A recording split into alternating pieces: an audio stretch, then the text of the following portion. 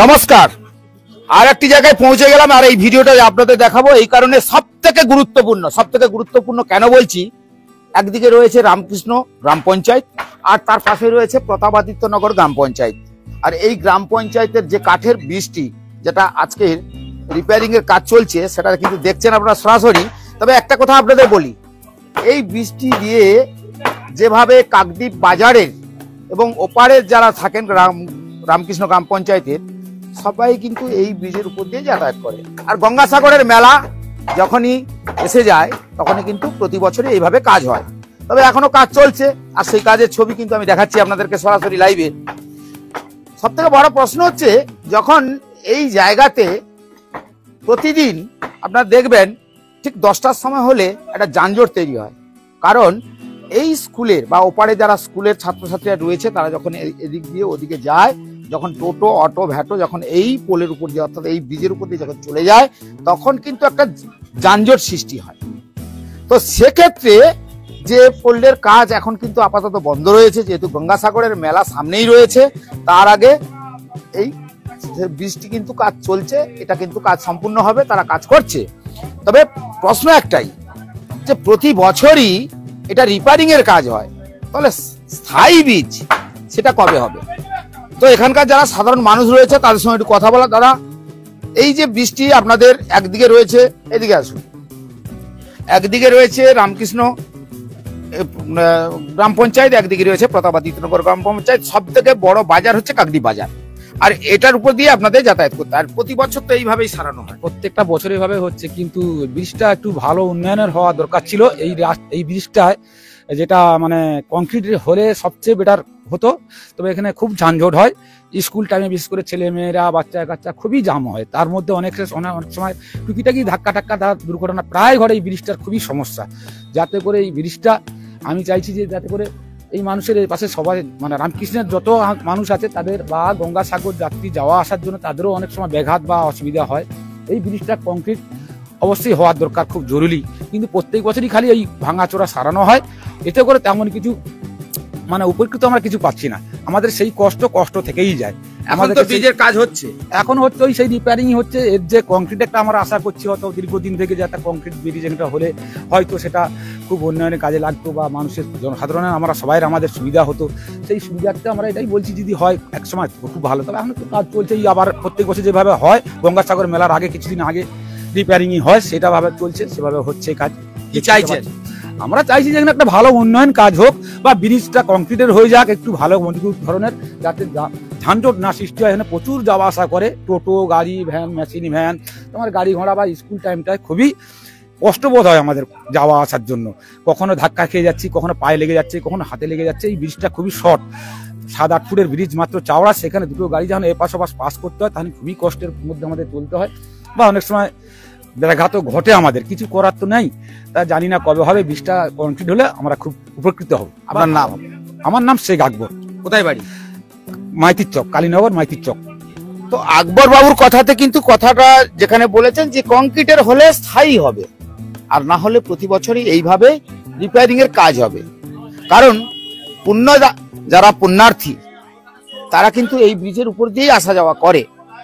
তো এই জায়গাতে যে ছবিটা আমি দেখাচ্ছি, এই যে স্কুল ছাত্র এলেন, পেরিয়ে এলেন, কিন্তু এইভাবেই তাদের পারাপার করতে হচ্ছে বর্তমান, যেহেতু ব্রিজটা খোলা রয়েছে। তবে হ্যাঁ, এই কালনাগিনী নদী, এটা কিন্তু কালনাগিনী নদী, নদীটা দেখেছেন, এটা কিন্তু কালনাগিনী নদী। এখন কিন্তু সেই নদীর হাল আমরা যদি দেখাই, একটু কাছে গিয়ে দেখাবো অবশ্যই, আমার ক্যামেরা যিনি ধরে আছেন। কালনাগিনী নদীর উপরে যেহেতু এই বৃষ্টির কাজ চলছে, এই কালনাগিনী নদী কিন্তু মজে গেছে। কারণ যখনই জনসংখ্যা বৃদ্ধি হয়েছে, অর্থাৎ জনসংখ্যা যখন ধীরে ধীরে বেড়েছে, তার পাশাপাশি কিন্তু এই কালনাগিনী নদীর যে চরটা রয়েছে তাতে কিন্তু প্রচুর মানুষ তারা বসবাস করেছেন, কেউ ব্যবসা বাণিজ্য করছেন। এইভাবেই কিন্তু এই কালনাগিনী নদীটা আজকের সেই নদীর জায়গায় নেই। এখন আপাতত নোনা জল, অর্থাৎ এই নোনা জল আসে ঠিকই, তবে সেইভাবে নোনা জল এলে কি হবে, তো সেইভাবে কিন্তু সেই নদীর অবস্থায় নেই, নালার অবস্থায় রয়েছে। অর্থাৎ বুঝতেই পারছেন, আমি সেই ছবিটা আপনাদের দেখালাম। এবার একটা কথা বলি, কারণ এই যে জায়গাটা দেখছেন, এই যে এইদিকে যেটা দেখছেন, এটা হচ্ছে রামকৃষ্ণ গ্রাম পঞ্চায়েত, কিন্তু ঢিলছুড়া দূরত্বে। এই যে ব্রিজটা যেখানে কাজ হচ্ছে তার ঢিলছুড়া দূরত্বে রয়েছে রামকৃষ্ণ গ্রাম পঞ্চায়েত। আর ওদিকে রয়েছে কাকদ্বীপ বাজার, অর্থাৎ পতাবাদিত্যনগর গ্রাম পঞ্চায়েত।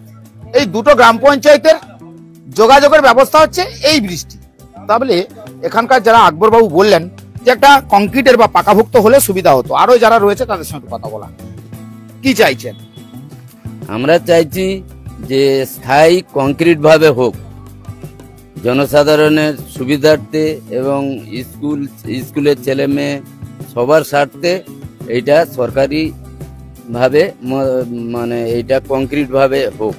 এটা গঙ্গাসাগর মেলা এলেই তখনই রিপেয়ারিং এর কাজ, হ্যাঁ তখনই মেলা ইয়েতে 2 মাস আগে ওইটা রিপেয়ার করা হয় প্রত্যেক বছর। এতে কোনো সুবিধা হচ্ছে না, যাতে কংক্রিট ভাবে হয় সেটা সরকার থেকে একটু দেখভাল করুক। কি নাম আপনার?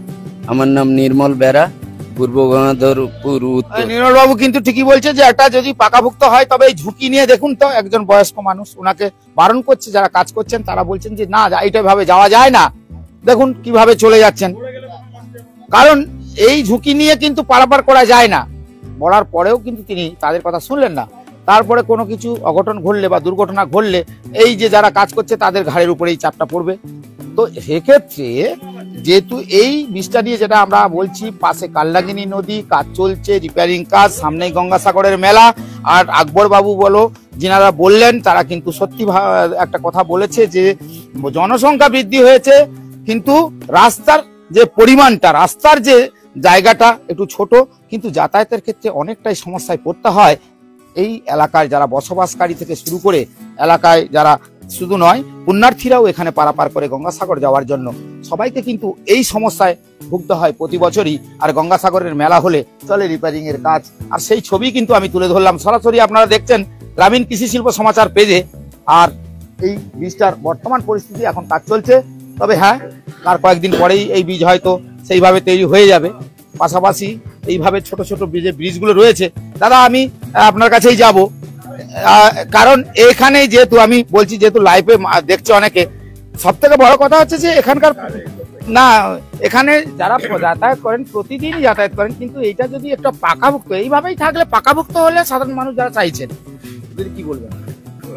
হ্যাঁ পাকাপোক্ত হলে তো ভালো হয়। এটা অনেক দিনের, আমরা অনেক দিনের আমাদের ইয়ে আছে, তাহলে প্রত্যেক বছর খুলে এই একটা ইয়ের মধ্যে রামকৃষ্ণ জিপির মধ্যে একদম পুরো মেন ব্রিজ এটাই তো।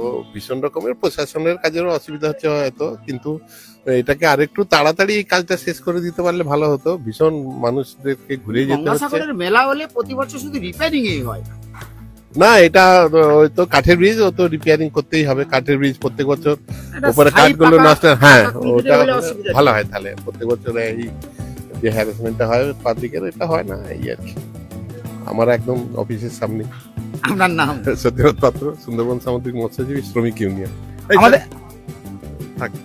সতীনাথ দাস সঙ্গে কথা হলো, সতীনাথ দাস সত্যি একই কথা বললেন, আমিও একটা কথাই বলবো। আমরা গ্রামীণ কৃষি শিল্প সমাচারে যেহেতু সরাসরি লাইভটা দেখাচ্ছি, কাজ কিন্তু হচ্ছে, তবে হ্যাঁ এটা কিন্তু একটা পাকাভুক্ত যদি হয়ে যায়, এই প্রতি বছর যে তাদের এই যেভাবে সেতু রয়েছে এইভাবেই যদি পাকাভুক্ত হয়, তাতেও কিন্তু যাতায়াতের ক্ষেত্রে অনেকটাই সুবিধা হয়। এলাকাবাসী যেমন বলছেন, পাশাপাশি আমাদের সতীনাথ দাও বললেন, নিশ্চয়ই ব্যাপারটা বর্তমান যারা দায়িত্ব রয়েছেন তাদের নিশ্চয়ই এই ভিডিওটি দেখার পরে হয়তো কিছুটা হয়তো সুরাহ হতে পারে। আগামী দিনে কখন এই সেই পাকাভুক্ত হয়ে তার জন্যই অপেক্ষা থাকলাম। নিশ্চয়ই আপনারা এই ভিডিওটা দেখছেন, কমেন্ট করবেন, লাইক শেয়ার করে অবশ্যই আমাদের জানাবেন। আর গ্রামীণ কৃষি শিল্প সমাচার আপনার এলাকায় বরাবরই পৌঁছে যায়, আর পৌঁছে গিয়ে আপনাদের সেই ভিডিওই তুলে ধরে যেখানে এলাকার মানুষের অল্প কিছু হলেও তাদের কথাগুলো আমরা তুলে ধরি। সবাই ভালো থাকবেন।